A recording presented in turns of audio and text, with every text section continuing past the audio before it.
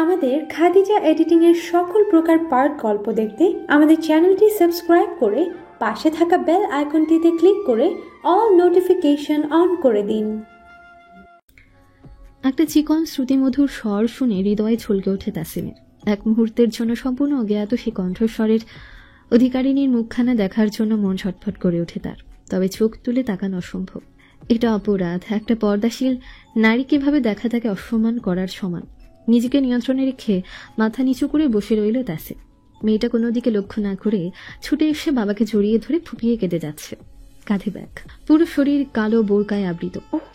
আব্বু, আপনার কোথায় কষ্ট হচ্ছে আব্বু? মেয়েটার বাবা নরম স্বরে মেয়েকে আদেশ করলেন, ভেতরে যান আম্মু। মেয়েটা বাবার বুক থেকে মাথা তুলে জিজ্ঞাসু দৃষ্টিতে তাকাতে বাবা ইশারায় আবারও ভেতরে যেতে বললেন। মেয়েটা বাবার আদেশ মেনে পেছনে ঘুরতে মেহমান খানায় সম্পূর্ণ অপরিচিত পুরুষকে বসে থাকতে দেখে আটকে ওঠে। চোখ জোড়ায় ভীতি। নিকাব খুলে ছুটে চলে যায় ভেতর ঘরে। এতক্ষণ মাথা নিচু করে বসেছিল তাসিম। এবার মাথা তুলে অস্বস্তি নিয়ে বলল, উঠি তবে? তাসিনের ধারণা ওনার মেয়েকে তাসিন দেখার চেষ্টা করেছে, এমনটাই ভাবছেন জনাব আজাদ। এটা ভেবেই তার অস্বস্তি বাড়ল। কিন্তু তাসিনকে ভুল প্রমাণ করে জনাব আজাদ অনুরোধ করে বললেন, আজ দাওয়াত গ্রহণ করুন, দুপুরে খাওয়া দাওয়া করে তারপর যান। তাসিন অত্যন্ত নম্র গলায় বলল, আমার কিছু কাজ আছে, পথে দুর্ঘটনা না ঘটলে আমি এখানে আসতাম না। বেয়াদবি নেবেন না, আমাকে উঠতে হবে। জনাব আসাদ হাত বাড়িয়ে করমর্দন করে বিদায় জানালেন তাকে। তাসিন মাথা নিচু করে বেরিয়ে গেল। বাড়ি ছেড়ে রাস্তায় উঠতেই তার প্রলম্বিত ফাঁস বেরিয়ে এলো। একটা মেয়ের কণ্ঠস্বর এভাবে তার ভেতরটাকে নাড়িয়ে দিচ্ছে, অথচ রোজ সে কত মেয়ের স্বর শুনে অভ্যস্ত। রাস্তায় চলার পথে ও কত নারী কণ্ঠ কান ভেদ করে, কিন্তু এভাবে ভেতরটা নাড়িয়ে দিতে পারিনি। আমাদের নিষিদ্ধ জিনিসের উপর বরাবরই আগ্রহ বেশি। মেয়েটাকে দেখা সহজ কথা না। তাসিনের জন্য সে নারী নিষিদ্ধ। পরীক্ষায় ভালোভাবে পাশ করে সার্টিফিকেট অর্জন করতে পারলে তবেই দেখতে পাবে। তাসিন মাথা থেকে ঝেড়ে ফেলতে চাইল সব, কিন্তু কানে এখনো সে শ্রুতিমধুর স্বর ভেসে আসছে। রাস্তায় একটা গাড়ি অ্যাক্সিডেন্ট, দুজনেই লোক আহত হন। সেই মুহূর্তে ওনাদের হাসপাতালে নিয়ে যাওয়া জরুরি ছিল। আহতদের মধ্যে একজন ছিলেন জনাব আজাদ। ধার্মিক লোক তিনি। শরীরের লম্বা আলখিল্লা, মাথায় পাগড়ি, মুখ ভর্তি দাড়ি। একটা পা ভেঙেছে ওনার। শরীরের আরও কিছু জায়গায় ব্যথা পেয়েছেন। হাসপাতাল থেকে জনাব আজাদকে নিয়ে ওনারই বাড়িতে উপস্থিত হয়েছে তাসিম। বাড়ির উঠানে একটা কাকপক্ষীও নেই, একজন মহিলার স্বরও শোনা যাচ্ছে না। সবকিছু নিস্তব্ধ। তাসিন অবাক হল না। ধার্মিক পরিবারের মানুষজনের জীবনযাপন নিয়ে কিঞ্চিত হলেও ধারণা আছে তার। জনাব আজাদ তাকে ছোট একটা ঘর দেখিয়ে বললেন, আমাকে এই ঘরে নিয়ে যাও। তাসিন সেটাই করল। ছোট একটা ছেলে তাদের দেখে ছুটে বড় দালানটার ভেতর চলে গেল। তার মুখে বুলি উঠছে, দাদু এসেছে, দাদু এসেছে। তাসিন উঠতে নিলে জনাব আজাদ বললেন, বসুন বাবা, একটু পর যাবেন। তাসিন বসল। কিছুক্ষণ পর সেই বাচ্চা ছেলের হাতে একটা নাস্তার ট্রে ধরিয়ে দেওয়া হলো। ছোট ছোট হাতে ধীর পায়ে ট্রে এনে রাখলো তাসিনের সামনে। জনাব আজাদ ইশারা করে বললেন, নাস্তা করুন। তাসিন বিব্রত হয়ে বলল, এসব? জনাব আজাদ মৃদু হেসে বললেন, সামান্য কিছু জিনিস নিলে আমি খুশি হব। তাসিন উপায়ন্তর না দেখে এক টুকরো ফল তুলে দিল। জনাব আজাদের পরিবারকে তাসিন নিজ থেকে কল দিয়ে জানিয়েছে দুর্ঘটনার খবর। জনাব আজাদ ছেলেকে ফোন করে জানাতে বলেছিলেন। ছেলে এই মুহূর্তে অনেক দূরে আছে, তবুও সে বাবার কথা শুনে ছুটছে কাজ ফেলে। সাথে বাড়িতে ফোন করে মা, বোন, স্ত্রীকে জানিয়ে দিল। তাসিনকে খুব অনুরোধ করে বলল, আমার বাবাকে একটু বাড়ি পৌঁছে দিলে আমি আপনার কাছে কৃতজ্ঞ থাকব। দয়া করে আমার অনুরোধটা রাখুন। তাসিন ফোন রেখে জনাব আজাদকে নিয়ে উনার বাড়ি চলে আসলো। এক টুকরো ফল খাওয়ার পরই কোথা থেকে উদ্ভ্রান্তের মতন ছুটে এলো এক নারী। পুরো শরীর কালো বোরকায় মোড়ানো। পেছন দিক থেকে এক পলক দেখেছে সে। মুখ দেখার সৌভাগ্য তার হয়নি, সাথে সাথেই দৃষ্টি নত করে ফেলেছিল। নারীটা এসেই বাবাকে জড়িয়ে ধরে কান্না জুড়ে দিয়েছে। কথাগুলো ভেবে এখনও সেই নারীর জন্য ছটফট অনুভব করছে তাসিন। বাড়ি ফিরে না খেয়ে একটা লম্বা ঘুম দেওয়ার চেষ্টা করল। ঘুম হলে হয়তো সব ঠিক হয়ে যাবে। ভাবনা অনুযায়ী বিছানায় শরীর ছেড়ে দিল সে। তাসিন চলে যেতে মেহমানখানায় একে একে স্ত্রী, কন্যারা এসে ভিড় জমালো। সকলের চোখে পানি। প্রিয়জনের ব্যথায় ব্যথিত তারা। জনাব আজাদ সান্ত্বনা দিলেন মেয়েদের। এর চেয়ে বড় কিছু ঘটতে পারতো, আমার মৃত্যু হতে পারতো। আল্লাহ যে আমাকে সহি সালামতে বাড়িতে পৌঁছানোর তৌফিক দিয়েছেন তাতে তোমাদের শুকরিয়া আদায় করা উচিত। সকলকে খানিকটা শান্ত দেখা গেল। জনাব আজাদের চোখ কাউকে খুঁজে যাচ্ছে। কাঙ্ক্ষিত মানুষটাকে না দেখতে পেয়ে স্ত্রীর উদ্দেশ্যে বললেন, আমার আম্মু কোথায়? স্ত্রী নরম স্বরে বললেন, কান্নাকাটি করছে। ডেকে দাও। হুরায়নকে ডেকে আনা হলো। ভয় ভয়ে পা ফেলছে সে। বাবাকে সে ভয় পায় না, অত্যধিক ভালোবাসে। তার ভয়ের একমাত্র কারণ বাবার অসম্মান। কোনো কিছু খেয়াল না করে একজন পুরুষের সামনে বাবার কাছে ছুটে এসেছে। জনাব আজাদ মেয়ের ভীত সন্ত্রস্ত চেহারার দিকে তাকিয়ে আছে, তাকে কাছ খেয়ে ডাকলেন। কেঁদে ফেলল হুরায়ন। আমাকে ক্ষমা করুন আব্বু, আমার খেয়াল রাখা উচিত ছিল। মেয়ের মাথায় স্নেহের হাত বুলিয়ে বাবা বললেন, শান্ত হন আম্মু, এরপর থেকে সাবধানে চলবেন, এখন কান্না বন্ধ করুন। হুরায়ন হিচকি তুলে কাঁদছে। জনাব আজাদ বড় মেয়ে জান্নাতকে ইশারা করলেন হুরায়নকে ভেতরে নিয়ে যেতে। ছেলে হুসাইন গাড়ি থেকে নেমে বাবার কাছে ছুটে এলো। বেটি ব্যস্ত হয়ে বাবার হাত পা চেক করছে। ছেলের মাথায় হাত বুলিয়ে বাবা বললেন, আমি আলহামদুলিল্লাহ ঠিক আছি, চিন্তা করবেন না। জনাব আজাদ ছেলে মেয়েদের আপনি সম্বোধন করেন, অথচ এই আপনি সম্বোধনও রয়েছে অপার স্নেহ মমতা। হুসাইন কাতর চোখে তাকিয়ে রইল বাবার দিকে। আস্তে ধীরে মেহমান খানা থেকে ভেতরের দালানে নিয়ে গেল বাবাকে। সেই দালানে বাড়ির পুরুষদের প্রবেশ নিষেধ। তাদের জন্য মেহমানখানায় বসা এবং শোয়ার ব্যবস্থা করা আছে। খাবার খেয়ে উঠে গেল হুরাইন। আজ দেরিতে খাওয়া হয়েছে তার। আসরের সালাত আদায় করে জানলার ধারে বসল। বাড়ির বাইরে থেকে লক্ষ্য করলে ভেতরের এই দালানটা দেখা যায় না, একটু ভেতরের দিকে স্থাপন করা হয়েছে, তাই কোনো পুরুষের দৃষ্টিতে পড়ার ভয় নেই। তবু হুরাইনের অন্তরে ভীতি। কিভাবে সে এত বড় একটা ভুল করে বসলো? সেই মুহূর্তের কথা স্মরণ করে আরো একবার ভয় শিওরে উঠল সে। লোকটা তার স্বর শুনে ফেলেছে, চেহারাও হয়তো দেখে ফেলেছে। ঘুম ভাঙল তাসিনের, বেশ লম্বা ঘুম। সে নিত্যদিনের মতন কাজে ব্যস্ত হয়ে পড়ল। তার মস্তিষ্কে আর সে নারী এলো না। পরদিন সকালে খাবার টেবিলে বাবা মা আবারও তার বিয়ের কথা তুললেন। আশ্চর্যজনকভাবে তাসিনের সে মেয়েটার কথা মনে পড়ে গেল। কানে সুরেলা ঠেকল সেই চিকন স্বর। মেয়েটা কি বিবাহিত? নিজের ভাবনা দেখে নিজেই বিস্মিত হয় তাসিন। সে তো সব ভুলে বসেছিল, এমন তো সে ছিল না। একজন নারীর সামান্য স্বর যে তাকে এভাবে যন্ত্রণায় ফেলবে, সে এটা বিশ্বাস করে উঠতে পারছে না। এসব কিছু মনের ভণ্ডামি ভেবে নিজেকে শক্ত করতে চাইল। বাবা মাকে অনুমতি দিয়ে দিল তার জন্য মেয়ে দেখতে, যদি একটুখানি স্বস্তি মেলে। বাবা মা উভয় খুশি হলেন। প্রথম দিকে তারা নিজেরাই চাননি ছেলে দ্রুত বিয়ে করুক। আগে ছেলের একটা শক্ত অবস্থান চেয়েছেন, এখন সে অবস্থান তৈরি করে নিয়েছে তাসিন। এবার ছেলেকে বিয়ে করিয়ে দিতে পারলেই যেন দায়িত্বটা কিছুটা কমে যাবে। তাসিনের মা বোনের মেয়েকে ছেলের জন্য পছন্দ করে রেখেছেন। আজই বোনের সাথে কথা বলবেন। তাসিন বাবা মাকে অনুমতি তো দিয়ে দিলেও কিন্তু কিছুতেই মনে শান্তি পাচ্ছে না, তাই আধ খাওয়া অবস্থায় উঠে পড়ল। জনাব আজাদের অ্যাক্সিডেন্টের সপ্তাহ পেরিয়েছে। তাসিনের মতামতের উপর ভিত্তি করে মা জিজ্ঞেস করলেন, ফাবিয়াকে তোর কেমন লাগে? কেমন লাগবে আবার? ফাবিহাকে ফাবিহার মতোই লাগে, ওকে তো আর ফারজানার মতো লাগবে না। মা কিছুটা বিরক্ত হলেন, মুখ কুঁচকে শব্দ করে বললেন, আমি তোকে সেটা বলিনি, জানতে চাইছি ফাবিয়া আমাদের ঘরের বউ হলে কেমন মানাবে। বউ বলে হাত থেমে গেল তাসিনের। কাজ বাদ দিয়ে বিস্ময় নিয়ে তাকালো মায়ের মুখপানে। মা মৃদু হেসে বললেন, ফাবিয়াকে আমার বেশ পছন্দ। তোর খালার সাথেও আমি কথা বলেছি, এখন তুই বললেই তোর খালা তোর খালুর সাথেও আলাপ করব।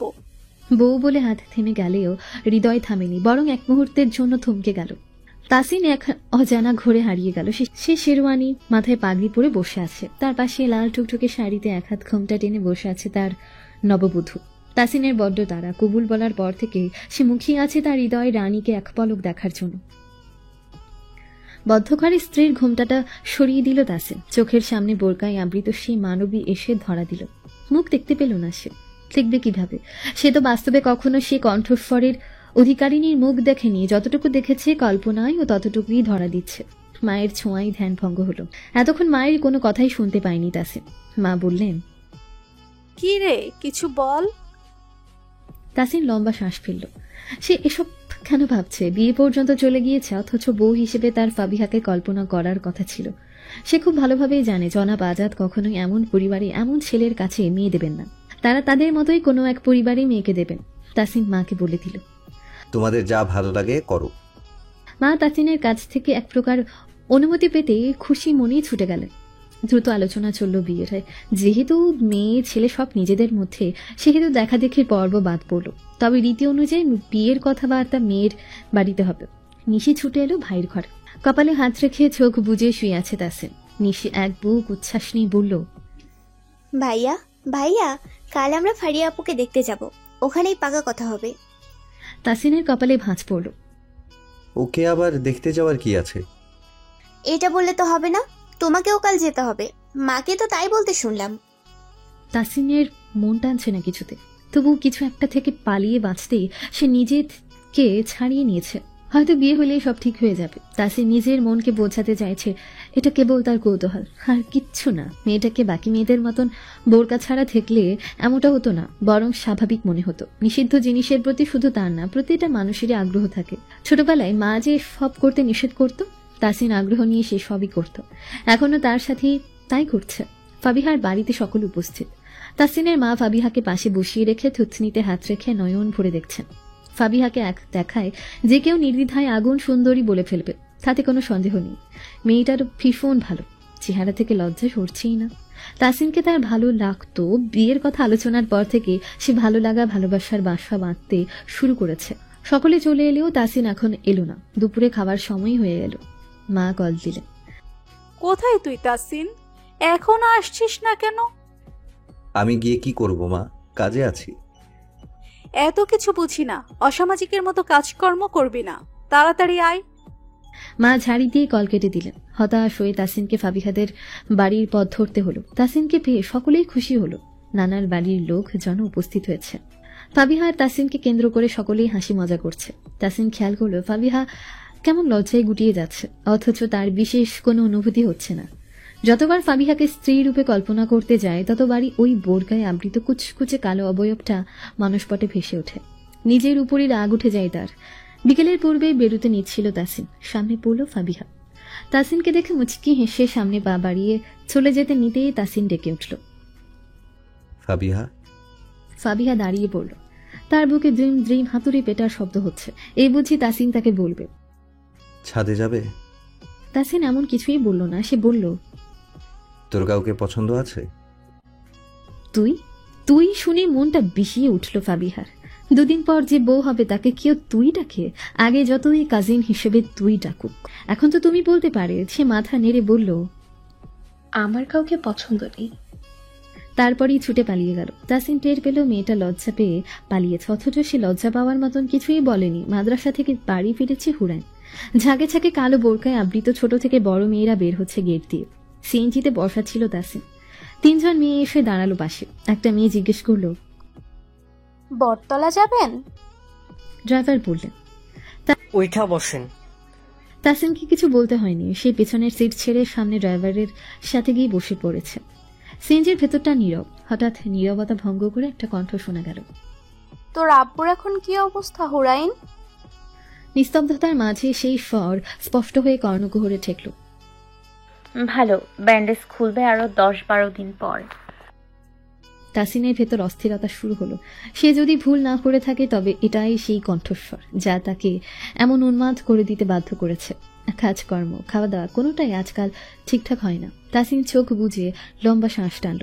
আবারও নীরবতা নামল। হুট করে সিদ্ধান্ত পরিবর্তন করে ফেলল সে। বটতলার পরের স্ট্যান্ডে তার নামার কথা। সে ঠিক বটতলায় গিয়ে নেমে গেল। মেয়ে 3টা ভাড়া মিটিয়ে রাস্তার পাশ ধরে সামনে এগিয়ে যাচ্ছে। তাসিন পুরোপুরি নিশ্চিত হতে সাবধানে পিছু নিল মেয়েগুলো। জনাব আজাদের বাড়ির সামনে এসে একজন থেমে গেল। মাথার হাত নাড়িয়ে বাকি দুজনকে কি যেন বলে বাড়ির ভেতর ঢুকে গেল। তাসিন নিশ্চিত হলো এটাই সেই রমণী। সেদিন এক পলক পেছন থেকে দেখলেও আজ পুরোপুরিভাবে মনে গেঁথে নিয়েছে। দেখলেই চিনে ফেলব। চোখ দুটো পর্যন্ত নিকাবের উপরে পাতলা আরেকটা আবরণ দ্বারা ঢেকে রাখা। নিজেকে এভাবে রক্ষা করছে কার জন্য? কেবল একটা পুরুষের জন্য। তবে সেই পুরুষ কতটা ভাগ্যবান। তাসিন লক্ষ্য করলো সে মেয়েটাকে অনুসরণ করে তার বাড়ি পর্যন্ত পৌঁছে গিয়েছে।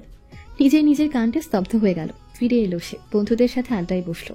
তার শরীর এখানে হলেও মন পড়ে রয়েছে সে মেয়েটার কাছে। পাশের জন কি নাম বলে সম্বোধন করেছিল? মস্তিষ্কে দুবার চাপ দিয়ে মনে মনে আওড়ালো। তাসিনকে উদাস হয়ে কিছু ভাবতে দেখে নীরব ওর পিঠে চাপড় মেরে বলল, কই হারাই গেলি? কয়েকদিন থেকেই দেখছি তুই কেমন আনমনা হয়ে কিছু নিয়ে ভাবছিস? ঘরে কোনো ঝামেলা? কিছু না। আরে বেটা বল, যে কোনো সমস্যায় তোর সাথে আছি। নীরব আশ্বস্ত করলো তাসিনকে। খানিকটা ভরসা পেয়ে তাসিন খানিকটা চাপা স্বরে বলল, আমি একটা ঝামেলা ঘটিয়ে ফেলেছি। ভ্রু কুচকে গেল নীরবের। সবার মাঝখান থেকে তাসিনকে টেনে নিয়ে গিয়ে জিজ্ঞেস করলো, ব্যাপার খুলে বল। তাসিন কোনরূপ দ্বিধা না করেই বলে ফেলল, আমি একটি মেয়েকে পছন্দ করে ফেলেছি। নীরব কিছুক্ষণ বিস্মিত হয়ে বড় বড় চোখে তাকিয়ে থেকে খুশিতে আটখানা হয়ে গেল। আরে শালা, এটা তো খুশির খবর। তা ভাবিটাকে? আমি কখনো দেখিনি তাকে। তাসিনের কথা শুনে নীরব রেগে গিয়ে বলল, শালা ফাজলামি হচ্ছে। আমি সিরিয়াস। তাসিনের চোখ মুখ বলে দিচ্ছে সে মিথ্যা বলছে না। নীরব নিজেকে ধাতস্থ করে বলল, দেখিসনি? তাহলে পছন্দ করেছিস কিভাবে? তাসিন ঘটনা খুলে বলতেই মাথায় হাত পড়ল নীরবের। বলে উঠল, এটা অসম্ভব ব্যাপার। আমাদের আর ওই মেয়ের লাইফ স্টাইলে প্রচুর পার্থক্য। এসব পছন্দ টছন্দ বাদ দে। তারপরে কিছু মনে পড়ার ভঙ্গিতে বলল, তোর না ফারিয়ার সাথে বিয়ে ঠিক? তাছাড়া তোর কথা শুনে মনে হলো ফাবিয়া তোকে অনেক পছন্দ করে। এসব মাথা থেকে ছেড়ে ফাবিয়াকে নিয়ে বিয়ে করে নে, দেখবি ওই মেয়ের ভূত মাথা থেকে নেমে যাবে। তাসিন করুণ স্বরে বলল, আমার ভাবনায় শুধু ওই মেয়েটি ঘুরে বেড়াচ্ছে। আজ অনুভূতি আরো তীব্র হলো। বারবার কানে সেই কণ্ঠ ভেসে আসছে। আজ আর আমার ঘুম হবে না। নীরব অবাক চোখে তাকালো। তাসিনকে কখনো এমন আচরণ করতে দেখেনি সে। কেমন দিশেহারা লাগছে। নীরব নরম সুরে বলল, শান্ত হয়ে বস, আমার কথা শোন। তুই মেয়েটিকে দেখিসনি, এমনও হতে পারে দেখলে হয়তো তোর মন পাল্টে যাবে। তাছাড়া তুই শুধু পছন্দ করিস মেয়েটিকে। বিয়ে করে নিলে ভালোবাসা হয়ে যাবে, তাই না? তাসিন প্রশ্নাত্মক চোখে তাকিয়ে আছে। নীরব আজ পরপর স্তব্ধ হয়ে যাচ্ছে। তার মুখে কোনো কথা নেই। তাসিন স্বেচ্ছায় নিজের অশান্তি ডেকে আনছে। না, মেয়েটাকে তো পাবেই না, উপরন্ত ফাবিহার মন ভেঙে যাবে, পরিবারের সাথে সম্পর্ক নষ্ট হবে। চারিদিকে আলো ফুটতে শুরু করেছে। জায়নামাজ গুছিয়ে উঠানে হাঁটতে বের হলো হুরাইন। কিছুক্ষণ হাঁটাহাঁটি করে রান্নাঘরে ঢুকলো। সবার জন্য চা করে বের হতেই ভাবির সাথে দেখা হলো। মিষ্টি হেসে ভাবির দিকে এক কাপ চা বাড়িয়ে ধরল। ভাবি খুশি হয়ে হাস্যোজ্জ্বল চেহারায় হাত বাড়িয়ে চা নিল। দুষ্টুমি করে বলল, এমন ননদিনের বিয়ে হয়ে গেলে আমার খুব আফসোস হবে। প্রতিদিন আরাম করে চা খাওয়াটা মিস হয়ে যাবে যে। চোখ পাকিয়ে তাকালো হুরাইন। গালে লজ্জার আভা স্পষ্ট ফুটে উঠেছে। বলল, আমার এখনো পড়া শেষ হয়নি। ওই তো আর মাত্র একটা বছর, তারপর তো।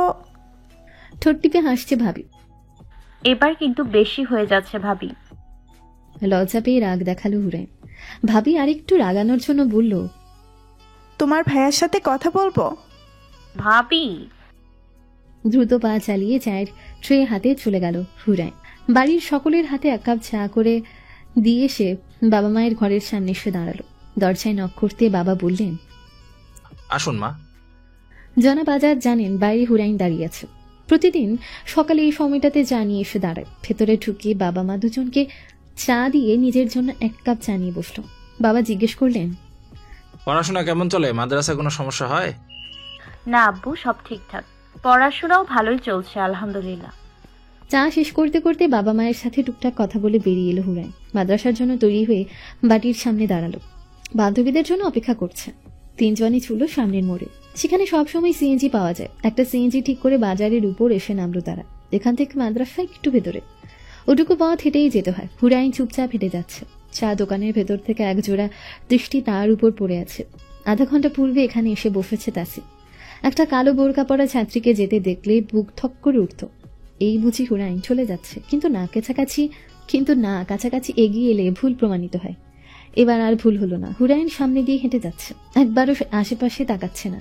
তাসিন নেমে এসেই তাকিয়ে রইল। একটাবার তার দিকে চোখ তুলে তাকাতে পারত মেয়েটা। দৃষ্টি সীমানা পেরিয়ে যেতে বেরিয়ে পড়ল তাসিন। আজ তাড়াতাড়ি অফিসের জন্য বের হতে দেখে মা নানা রকম প্রশ্ন করছিলেন। এখন থেকে এই সময় বের হতে হবে বলে এসেছে তাসিন। এখান থেকে অফিসের উদ্দেশ্যে গাড়ি ধরল। আজও একটা লাভ লেটার পেয়েছে ফাবিহা। কাগজের ভাঁজ খুলে খুব মনোযোগ দিয়ে লাভ লেটারটা পড়ল সে। বাংলা ডিপার্টমেন্টের ছাত্রী কিনা। বেশ কয়েকটা বানান মার্ক করে সামনের ছেলেটাকে বলল, তোমার ভাইকে বলে দিও বাংলা বানানটা শিখে নিতে। ছেলেটা মাথা নিচু করে রইল। ফাবিহা প্রস্থান করতে বিড়বিড় করে বলল, ভাই কিভাবে এই নাকুচু মেয়েটিকে পছন্দ করেছে? শাবাবের সাথে দেখা হয়ে গেল ফাবিহার। শাবাব বলল, চিঠির জবাব। ফাবিহা সংকোচহীন গলায় বলল, আপনার চামচার কাছে জবাব দিয়ে এসেছি। দৃষ্টি তীক্ষ্ণ হয়ে গেল শাবাবের। থমকে উঠল ফাবিহাকে। শাট আপ, ও আমার চামচা নয়, ছোট ভাইয়ের মতো। ফাবিহা বিদ্রুপ করে হাসল। দাঁড়ানোর প্রয়োজন মনে করল না, ঝট করে হাত চেপে ধরল শাবাব। চোখ জ্বলে উঠল ফাবিহার।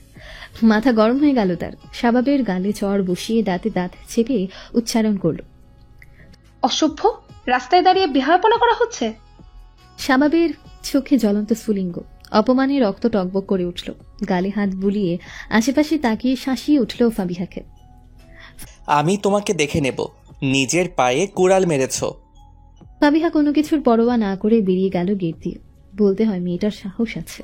কেবল তাসিনকে দেখলেই তাকে লজ্জারা ঘিরে ধরে। প্রচন্ড নির্লজ্জ মেয়েরাও যাকে ভালোবাসে তার চোখে দৃষ্টি মেলাতে গিয়ে লজ্জা পায়। বেশিক্ষণ তাকিয়ে থাকতে পারে না।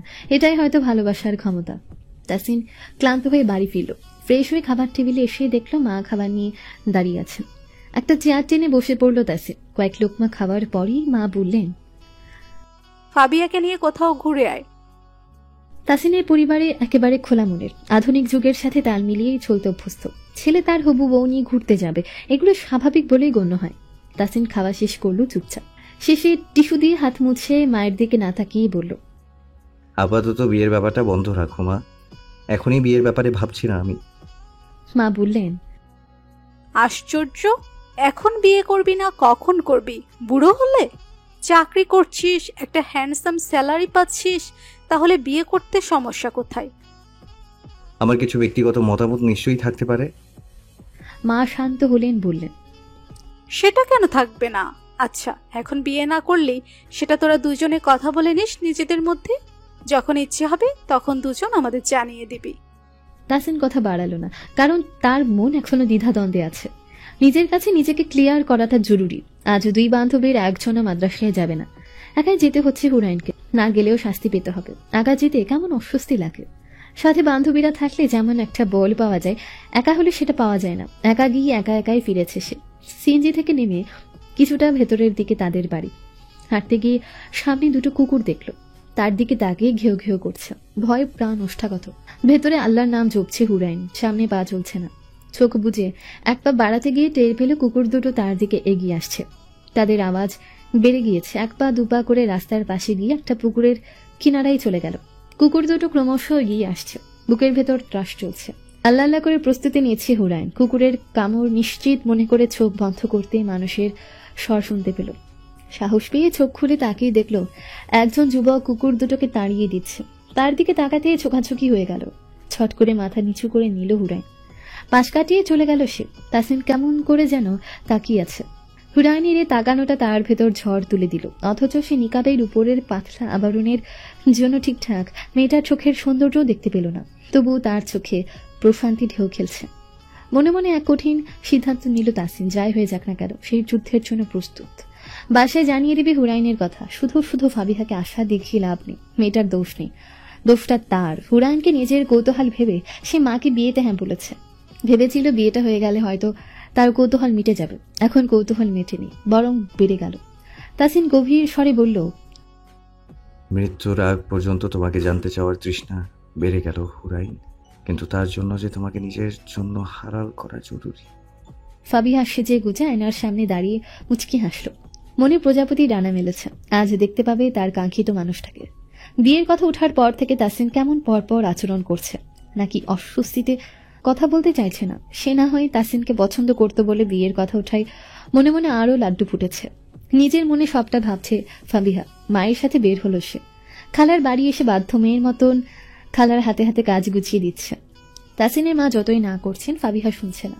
মনে মনে বেশ সন্তুষ্ট তিনি। ছেলে বউ হিসেবে ফাবিহা সোনার হরিণ, সংসারী মেয়ে। তাসিনের বোন নিশি সোফার উপর পা তুলে বসে মিটিমিটি হাসছে।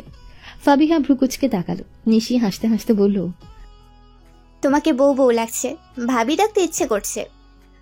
ফাবিহা আশেপাশে তাকালো, তাসিনকে কোথাও দেখা যাচ্ছে না। ঠোঁট টিপে হেসে ফিসফিস করে বলল, তোর ভাবি ডাক শোনার জন্যই তো আমি মুখিয়ে আছি। যত ইচ্ছে ডাক, তবে অন্যদের সামনে ডাকবি না, আমি কিন্তু লজ্জা পাবো। নিশি হাসি আটকানোর চেষ্টা করে বলল, তুমি আবার লজ্জাও পাও? একদম ভাবির সাথে মস্করা করবি না। তোর ভাইকে বলে একদম কিন্তু হাত খরচা বন্ধ করে দেবো। বউ না হতেই কেমন বাঙালি ভাবিদের মতো আমার পেছনে লেগে যাচ্ছ। বলি আমিও কিন্তু ভালো ননদিনী নই। একেবারে যখন কালনাগিনীর মতো ছবল দেব তখন হাড়ে হাড়ে টের পাবে। আমি অবশ্যই বাঙালি বউ, তাহলে বাঙালি ভাবে হব না তো কি হব? দুজনের হাসি তামাশার মাঝে তাসিন এসে দাঁড়ালো। গলা খাঁকারি দিয়ে নিজের উপস্থিতি জানান দিতে লজ্জায় নিয়ে গেল ফাবিহা। আমার ঘরে আয় ফাবিহা, বলেই গটগট পায়ে হেঁটে চলে গেল তাসিন। ফাবিহা কি করবে বুঝতে পারছে না, তার হাত পা কেমন কাঁপছে। আগে আর এখনকার সম্পর্ক এক নয়। পুরনো সম্পর্ক হলে তাসিন বলার পরপরই ফাবিহা তার ঘরে গিয়ে উঠত, এখন দাঁড়িয়ে দাঁড়িয়ে নখ কামড়াচ্ছে। নিশি রগর করে বলল, যাও যাও, ভাই তোমাকে প্রেম করার জন্য ডাকছে। থ্যাত বলে লজ্জা পেয়ে সরে গেল ফাবিহা। ধীর পা এগোতে থাকলো তাসিনের ঘরের দিকে। ভেতরে তার জন্য কি অপেক্ষা করছে? সুখ নাকি একাকার সমান বিষাদ? ফাবিহা সুখ ভেবে পা বাড়িয়ে দরজার সামনে দাঁড়ালো। টোকা দিতেই গম্ভীর স্বর ভেসে এলো, আয়। ফাবিহা ধীর পা চালালো, দরজা পেরিয়ে ভেতরে প্রবেশ করলো। ভেতরে অদ্ভুত অনুভূতি। তাসিনের কথা বলার প্রসঙ্গ কি হতে পারে সেটা ভেবে অস্থির সে। তাসিন সামনের চেয়ারে ইশারা করলো, বস। ফাবিহা বলল, তুমি বলো, আমি শুনছি। পড়াশোনা কেমন চলছে? মাথা দোলালো ফাবিহা। ভালো। কোনো সমস্যা হয় না তো? ফাবিহা চেপে গেল স্বভাবের কথা, বলল, না, সব ঠিক আছে। এবার মূল কথায় আসতে চাইছে তাসিন। মনে মনে কথাগুলো ঠিক গুছিয়ে নিলেও ফাবিহার মুখের দিকে তাকিয়ে কিছুই বলতে পারল না। সব গোছানো কথা এলোমেলো হয়ে গেল। মেয়েটার চোখে মুখে স্বপ্নের উজ্জ্বল বাতি।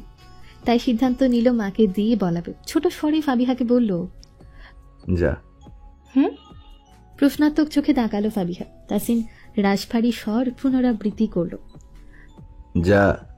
ফাবিহা মাথা দুলিয়ে বেরিয়ে এলো। দরজার বাইরে এসে কয়েকটা বকা দিল তাসিনকে। সে ভেবেছিল সিরিয়াস কিছু কিংবা প্রেমালাপ করতে ডেকেছে, অথচ সে কিনা পড়াশোনার খোঁজ করে চলে যেতে বলছে। নিশি দুষ্টু হেসে বলল, কি করলে দুজনে এতক্ষণ? ফাবিহার চোখ মুখ শক্ত, দাঁতে দাঁত চেপে বলল, প্রেমালাপ করেছি। এমন প্রেম বাক্য আমার ইহ জীবনে শুনিনি। এই নিরামিষের সাথে সংসার কি করে হবে? নিশি অবাক হওয়ার ভান করে বলল, সে কি গো ভাবি, তবে কি আমার আর জীবনে ফুপি হওয়া হবে না?